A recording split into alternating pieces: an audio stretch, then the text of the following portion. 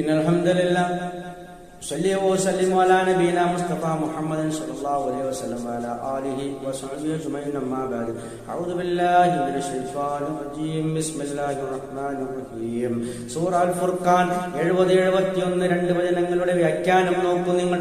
അല്ലാഹു സുബ്ഹാനഹു വ തആല മുൻ ആയത്തിൽ വിശദീകരിച്ച പ്രകാരം ശിർക്ക്, കൊല, അതുപോലെ വ്യഭിചാരം ഈ മൂന്ന് വൻകുറ്റങ്ങൾ ചെയ്ത വ്യക്തിയെ സംബന്ധിച്ചിടത്തോളം നിരാശപ്പെടേണ്ടതില്ല. ആയത്തിൽ അല്ലാഹു സുബ്ഹാനഹു വ തആല പറയുന്നവരുടെ തൗബ സ്വീകരിക്കുമ്പോൾ മടങ്ങുകയാണെങ്കിൽ ഇല്ലാമൻ താബ, ആ മടങ്ങിയവനൊഴികെ എന്ന് പറഞ്ഞാൽ പശ്ചാത്താപിച്ച് മടങ്ങിയവനൊഴികെ, വആമന വിശ്വസിച്ചവനും, വഅമില പ്രവർത്തിച്ചവൻ, അമലൻ സ്വാലിഹൻ സൽക്കർമ്മങ്ങൾ പ്രവർത്തിച്ചവൻ എന്ന് നോക്കും. ശിർക്ക് ചെയ്തവനാണെങ്കിൽ അവൻ വീണ്ടും വിശ്വസിക്കേണ്ടതുണ്ട്, കൃത്യമായി വിശ്വസിക്കും, അതിനുസൃതമായ ആ സൽക്കർമ്മങ്ങൾ അനുഷ്ഠിക്കുകയും വേണം. ഫൗലായിക, അപ്പോൾ അക്കൂട്ടർ യുബദ്ദിലുല്ലാഹു, അല്ലാഹു പകരമാക്കുന്നതാണ്, മാറ്റിക്കൊടുക്കുന്നതാണ്, സയ്യിആതീം അവരുടെ ദോഷങ്ങൾ ഹസനാത്ത് നന്മയാക്കി മാറ്റിക്കൊടുക്കുന്നതാണെന്ന് പറഞ്ഞാൽ അതിന്റെ അർത്ഥം എന്താണ്? തിന്മക്ക് പ്രതിഫലം ലഭിക്കും എന്നല്ല അതിന്റെ അർത്ഥം. നോക്കൂ നിങ്ങൾ, ആ നന്മ ചെയ്യാനുള്ള പ്രയോജനം അല്ലാഹു നൽകുന്നതാണ്.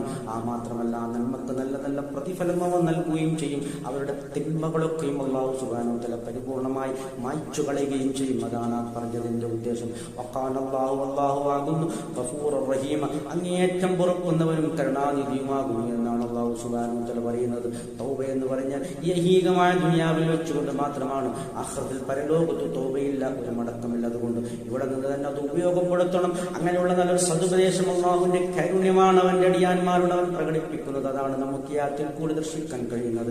വമൻ താബ, ഇനി ഒരുത്തൻ മടങ്ങുകയാണെങ്കിൽ, പശ്ചാത്താപിച്ച് മടങ്ങുകയാണെങ്കിൽ, വഅമില സ്വാലിഹൻ എന്നിട്ട് അതിനനുസൃതമായതിന്റെ കൂടെ തന്നെ അമിൽ സ്വാലിഹാത്തുൽ സൽക്കർമ്മങ്ങൾ അനുഷ്ഠിക്കുകയാണെങ്കിൽ, ഫഇന്നഹു, അപ്പോൾ നിശ്ചയമായും അവൻ യതൂബു ഇലല്ലാഹ്, അല്ലാഹുവിലേക്ക് ആ പശ്ചാത്താപിച്ചു മടങ്ങുന്നത് മത്താബൻ, ഏറ്റവും നല്ല രൂപത്തിലുള്ള ഒരു മടക്കമാണ് അവൻ മടങ്ങുന്നത് എന്നാണ് അല്ലാഹു സുബ്ഹാനഹു വ തആല പറയുന്നത്.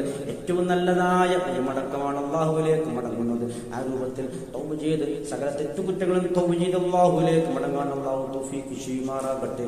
ആഖിറു ദഅവാനാ അൽഹംദുലില്ലാഹി റബ്ബിൽ ആലമീൻ.